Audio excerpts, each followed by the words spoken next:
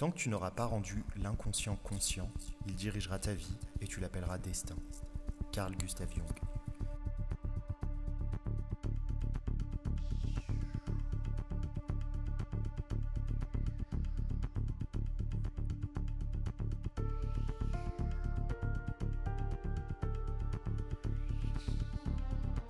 Bonjour à tous, c'est Guillaume et si vous ne me connaissez pas encore, bien moi j'accompagne les entrepreneurs à atteindre leurs objectifs tout en sachant qui ils sont. Et pour savoir qui ils sont, moi j'ai un petit secret, c'est que je vais regarder dans l'inconscient. Alors vous pourrez vous demander comment je fais, c'est très simple, j'ai juste à regarder la personne, à voir ses informations et parfois même sans qu'elle me parle ou sans rien, j'ai des informations qui me viennent avec justement mon intuition. Et aujourd'hui j'ai envie de faire ça avec des personnalités publiques, des personnes qu'on connaît tous et sur lesquelles j'aimerais bien explorer leur inconscient avec vous. On va voir comment ils font pour réussir dans leur thématique, comment ils font pour mettre en place ces résultats qu'ils ont dans leur vie. Et l'objectif, c'est que vous puissiez comprendre en fait les mécanismes qui sont derrière et qui vont peut-être aussi vous permettre d'atteindre aussi de grandes choses. Donc c'est parti, on va commencer tout de suite avec la première personne que j'ai envie d'explorer aujourd'hui, c'est Squeezie. Alors Squeezie, vous le connaissez sûrement tous, c'est un grand youtubeur, l'un des plus grands youtubeurs de France en fait. Et du coup, il a réussi quand même pas mal de choses, notamment à créer des concepts super sympas. Moi j'adore, je regarde à chaque fois ce qu'il fait. Et surtout, il est apprécié de pas mal de personnes aussi. Il a créé une grosse communauté de fans. Et justement, moi j'ai envie d'aller voir qu'est-ce qu'il y a à l'intérieur de son inconscient qui a fait qu'il a eu ce résultat-là à l'extérieur. C'est parti. Alors déjà, j'ai envie de vous faire un petit warning, c'est que ce que je vais vous donner comme information aujourd'hui, c'est pas des informations qui sont forcément vérifiées, c'est pas des informations qui vont être forcément vraies à 100%. En fait, je vais donner mon angle de vue. Mon angle de vue vient s'additionner à tous les autres angles de vue. Donc l'idée, en fait, c'est pas de dire Guillaume il a dit ça, donc ça veut dire qu'il ne peut pas avoir le contraire. On est des êtres paradoxaux et on peut avoir deux aspects contradictoires en même temps chez nous. Mais en tout cas, moi, je vais vous dire ce que je capte et qui fait qu'ils réussissent ou qui fait qu'ils atteignent cet objectif en particulier. Donc c'est parti, je vous donne les infos tout de suite. Alors pourquoi Squeezie a une aura telle qu'il attire énormément de personnes? Déjà, première chose, c'est que en fait, lui, il fonctionne énormément sur la passion. C'est un truc de malade. Il est vraiment, quand je capte son énergie, c'est vraiment lié à son ventre et à son cœur en fait. Donc c'est vraiment ça qui le booste, qui le pulse, etc. Et donc quand quelqu'un est connecté à son cœur, en général, quand tu es connecté à quelque chose de plus grand que toi, un truc que tu kiffes de ouf, quand tu parles de cette chose-là, tu vibres une fréquence telle qui attire en fait les autres. Et donc lui, il a vraiment ça à l'intérieur, il a vraiment cet aspect de vouloir faire plaisir aux autres, de vouloir leur faire du bien, de vouloir créer quelque chose en fait d'immense qui va faire plaisir aux personnes qui vont regarder. Et ça, du coup, ça se ressent et c'est 100% authentique. Vraiment, je capte pas trop, tu vois, de choses qui sont liées à je fais ça pour gagner de l'argent. C'est pas du tout son énergie. Et d'ailleurs, ça se voit parce que lui, il a commencé d'ailleurs Squeezie quand YouTube c'était pas encore monétisé, c'était même pas encore un métier et il en a fait quand même son métier. Donc c'est vraiment basé sur la passion. Et donc ça, c'est très fort chez lui. Et ce qui fait que il a une réalité où finalement les gens sont touchés, les gens kiffent, les gens en fait, il transporte les gens avec lui dans son univers. Et donc ça, c'est hyper important dans votre business aussi, si vous avez envie de transporter les gens avec vous. C'est-à-dire d'arrêter de vous regarder le nombril, mais de regarder finalement comment vous pouvez faire plaisir à votre audience, comment vous pouvez la faire vivre une expérience à votre audience. Et lui, il est vraiment dans ce truc-là, c'est pour ça que les gens le kiffent. Ensuite, il y a un autre aspect qui est plutôt, on va dire, un aspect plus sombre, mais qui lui permet finalement d'avoir une certaine rigueur dans ce qu'il fait. Alors ça, c'est le côté dictateur. Alors on a tous un peu un côté dictateur en nous, mais il a vraiment cet aspect-là, en fait, de nerveux, de quelqu'un qui est très nerveux, qui est très non, il faut que ça soit comme ça, non, voilà. Donc il peut péter des câbles, et ça, c'est souvent les personnes qui sont assez fines. En général, quand t'es fin dans ton corps, c'est souvent des nerveux en fait, parce qu'ils consomment de l'énergie sans rien faire. Du coup, c'est assez drôle à observer parce qu'on le voit dans le corps de la personne, mais on le voit aussi dans son comportement du coup inconscient qui fait qu'il va toujours être attentif en fait. On le voit qu'il est attentif à tout. C'est-à-dire qu'il a une observation qui est quand même à 360. Et je pense que, alors je n'ai jamais travaillé avec lui, mais je pense que dans sa manière de travailler, il est aussi très vigilant en fait quand ça va pas dans son sens. C'est-à-dire que s'il a une idée en tête et qu'on va pas dans son son sens, il va tout faire pour que ça aille dans son sens. Donc il peut devenir un peu dictateur sur les bords aussi, mais c'est pour le bien de son projet, et toujours avec une envie de faire plaisir qui est derrière. Donc au final, même si ça peut être assez difficile parfois de travailler avec lui, alors je vous dis ça mais j'en sais rien, hein, c'est vraiment mon interprétation, mais même si parfois ça peut être compliqué, il y a une charge de travail qui peut être lourde, bah en fait il réussit quand même à emmener les gens avec lui parce qu'il y a cette passion, parce qu'il y a cette vision qui est extrêmement grande. Et ça apprend tout le monde, et même si les gens sont fatigués, même si les gens, même si c'est fatigant, même si c'est dur, bah ils continuent en fait à travailler avec lui. Donc ça c'est hyper important aussi pour la gestion d'équipe, c'est que finalement il a une grande vision, et sa vision emporte les gens malgré son côté dictateur et son côté il faut que les choses soient bien faites. En fait, il fait les choses au profit de quelque chose. Il fait pas les choses pour lui. Il fait les choses pour le monde. Et ça, c'est fort, hein, parce qu'il y a beaucoup de gens en fait qui se regardent le nombril. Et la plupart du temps, quand on est entrepreneur, c'est ce qu'on fait en fait. Hein. On regarde pas forcément, on sait même pas ce que nos clients ont besoin. C'est pour ça qu'on galère tous à connaître notre cible, à savoir vraiment leurs envies, leurs besoins, etc. Parce qu'au final, on se regarde nous, ce qu'on est en train de produire, est-ce qu'on fait bien les choses, est-ce que c'est bien fait, etc. Mais en fait, on n'est pas en train de penser à la personne en face. Et lui, par contre, Squeezie, il a vraiment cet aspect où son perfectionnisme, c'est pas un perfectionnisme personnel, mais c'est un perfectionnisme lié aux autres. C'est-à-dire qu'en fait, il veut que ça soit très bien fait pour que les autres ressentent quelque chose.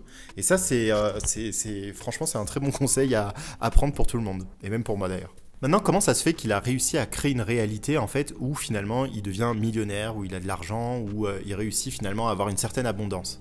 Il y a plusieurs aspects pour ça. Il y a l'aspect persévérance. C'est quelqu'un de très persévérant. C'est-à-dire que vraiment, s'il a quelque chose en tête, il va tout faire pour le faire. Et ça, il y en a très peu. Il y a beaucoup de gens qui veulent avoir des résultats, mais qui ne sont pas prêts à payer le prix. Lui, il est prêt à payer le prix et à le payer 5 fois s'il faut le prix. Donc, il n'a aucun souci avec ça. Donc, c'est quelqu'un de très persévérant. Et donc, du coup, il a une force énergétique, en fait, qui l'accompagne. C'est-à-dire que son énergie il faut que ça soit bien fait, il faut que ça soit fait. En fait, il est toujours en train de mettre de l'énergie dans ce qu'il fait et il adore ça. Donc, du coup, ça le booste et ça lui permet de rester sur du long terme. Donc, ça, c'est très important. Il y a aussi l'aspect, en fait, tout est possible. Il a vraiment cet aspect très rêveur, en fait. C'est-à-dire qu'il ne met pas de limite dans sa vision, il ne met pas de limite dans ses rêves, et il ne met pas de limite, en fait, à faire plaisir aux autres. Il y a vraiment, franchement, je le répète, j'ai l'impression de me répéter à chaque fois, mais chez lui, en fait, dans son énergie, ce qu'on capte, c'est que c'est vraiment très fort. Et au final, ça le guide plus que de la stratégie. C'est-à-dire que pour avoir une bonne stratégie, lui, il a besoin de personne autour de lui. Donc il va avoir une équipe, il va créer finalement un environnement, un cocon, où il y aura quand même tout l'aspect stratégique qui va venir être mis en place. Mais par contre, lui, de lui-même, c'est pas du tout ça. Il n'est pas du tout sur un côté stratégique, je vais réfléchir à comment ça va. Non. Il est vraiment relié à sa passion, à un truc qui le fait kiffer, et de faire kiffer les autres. C'est vraiment ça qui l'anime. Et ça, comme c'est très fort chez lui, franchement, il y en a très peu des personnes comme ça. Du coup, ça lui permet de compenser l'aspect stratégique et du coup, de rencontrer des gens qui vont venir finalement se plugger à lui pour mener à bien sa vision. Il veut faire passer un bon moment aux gens. Et ça, cette vision, elle est tellement grande qu'il peut attirer plein de gens qui ont des visions connexes, c'est-à-dire des visions de j'ai envie d'avoir du sens en fait. Et ça a du sens pour beaucoup de gens qui travaillent avec lui. Et ça, c'est très important parce que même sans stratégie, il peut emmener tout le monde là où il veut. Et ça, c'est très fort. En fait, tu vois, pour lui, je pense que c'est beaucoup de la chance, en fait, hein, vraiment. Hein, de comment je capte dans son énergie, c'est que même lui, en fait, il n'arrive pas à y croire, je pense souvent, de comment il en est arrivé là. C'est-à-dire que il est vraiment très humble et il a cette capacité à être naïf, qui je trouve est fascinante en fait. Il est super naïf dans la vie, il avance, il n'est pas en train il a dû forcer, hein. Je dis pas qu'il a jamais forcé dans sa vie à faire des choses, mais en tout cas, il est persévérant et il va vers sa passion. C'est vraiment un métier passion, quoi. Et ça aide. Alors, ça ne veut pas dire que quand vous avez un business ou une entreprise, vous devez forcément avoir la passion. Parce qu'il y a des personnes qui n'ont pas forcément la passion, et on va le voir sur d'autres épisodes, mais qui réussissent quand même à avoir ce qu'il faut. Mais lui, il a commencé avec ça. C'est-à-dire que son but n'était même pas de gagner de l'argent. Ce qui est quand même, quand on est entrepreneur, c'est pas notre but. Notre but, c'est quand même de gagner de l'argent. Mais lui, c'était même pas ça. Il a commencé, il était au lycée, quoi. Donc, ça n'a rien à voir. Et ça, c'est intéressant parce que ça lui a mené à l'argent parce qu'il s'en foutait. En fait, c'est vraiment, il s'en foutait. Dans son énergie, c'est qu'il veut... ok, ça vient, tant mieux. Et en plus, il a beaucoup réinvesti dans ce qu'il faisait. En fait, lui, pour lui, l'argent, c'est pas une fin en soi. L'argent, c'est un moyen de faire encore plus plaisir à son audience, de faire encore plus des trucs de ouf, et surtout, bah, lui, de kiffer sa vie encore plus aussi. Donc ça, c'est super intéressant, parce qu'il y a beaucoup de personnes qui ont comme objectif, en fait, l'objectif final, c'est de faire de l'argent, mais pas ce qu'il y a derrière. Et lui, bah, il a commencé avec ce qu'il y a derrière, et l'argent, ça a été une conséquence, en fait, d'avoir de l'argent, mais ça n'a pas été le but premier. Et c'est pour ça, d'ailleurs, on le voit dans certaines interviews, quand on lui parle d'argent, il est très mal à l'aise. Enfin, tu vois, c'est quelque chose, en fait, il y a un certain malaise, il y a un certain... Mais en fait, c'est pas un malaise, c'est une humilité, en fait. C'est que il a pas envie qu'on l'associe à quelque chose qui est lié à l'argent, parce que c'est vraiment pas comme ça qu'il veut mener à bien son entreprise, justement. Aujourd'hui, il a mûri, il a grandi, donc c'est vrai qu'il voit les choses différemment. Mais en tout cas, il a toujours eu cette pudeur, en fait, vis-à-vis de l'argent à cause de ça. Parce que pour lui, c'était pas associé, c'était que l'argent, c'était une conséquence. Et lui-même, en fait, c'était pas prévu du tout. Donc c'est pour ça que ça a été quand même assez fou. Alors pour finir, l'inconscient, c'est pas que des parties positives, c'est pas que des choses finalement qui mènent à la grandeur. Il y a aussi des parts d'ombre. Et ça, justement, j'ai envie d'observer aussi ce que je capte par rapport à ça. Alors par rapport à Squeezie, dans les parts d'ombre que je peux capter, c'est le syndrome de l'imposteur qui est très présent. C'est-à-dire qu'il est vraiment, en fait, il y a vraiment une dualité entre lui et en fait, entre qui il est et l'identité qu'il a créée. Et c'est assez marrant, c'est-à-dire qu'il y a c'est assez intéressant parce qu'il y a vraiment une dualité qui est forte entre sa vraie personnalité qui, en fait, a de plus en plus appris à vivre avec et tout, mais qui a beaucoup plus de sensibilité, beaucoup plus de... En fait, il a envie qu'on l'aime, quoi. Il a envie qu'on lui fasse des câlins. C'est un enfant, en fait. Vraiment, dans son énergie, il y a encore ce truc de l'enfant qui recherche l'amour. Et en même temps, sur le personnage qu'il a créé au fur et à mesure, c'est qu'il a vraiment construit une confiance, en fait, une confiance en lui, une confiance en ses amis, mais il a vraiment une grande reconnaissance envers toutes les personnes qui le soutiennent. C'est comme si, en fait, à l'intérieur, il avait toujours ce sentiment que on pouvait ne pas le croire. Il veut prouver, tu vois, il y a ce truc de... Il veut prouver qu'il peut être aimé, il veut prouver qu'il compte aussi dans ce monde.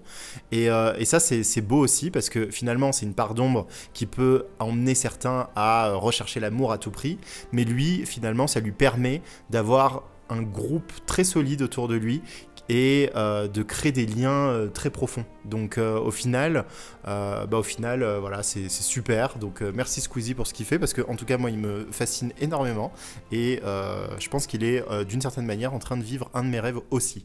Donc merci à lui d'avoir partager son inconscient avec moi, même s'il n'a rien partagé du tout.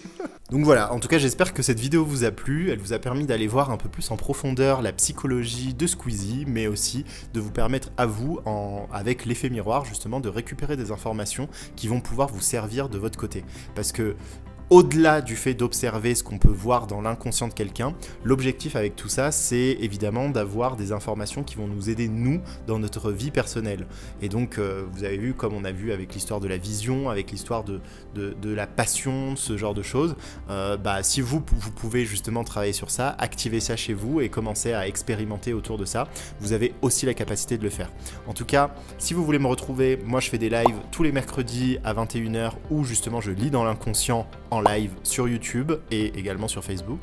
Donc pour ceux qui veulent venir, vous pourrez poser votre question et voir comment on peut aller voir dans votre inconscient via votre question. Donc ça aussi c'est intéressant.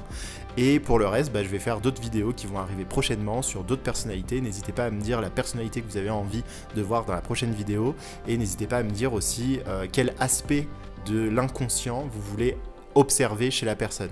Parce que là, je vous ai donné un ordre global comme ça, mais je pense qu'il y a encore plein de choses à dire et on pourra aller très loin aussi là-dedans. Donc en tout cas, merci de m'avoir écouté. Abonnez-vous, likez et je vous dis à très bientôt. Ciao!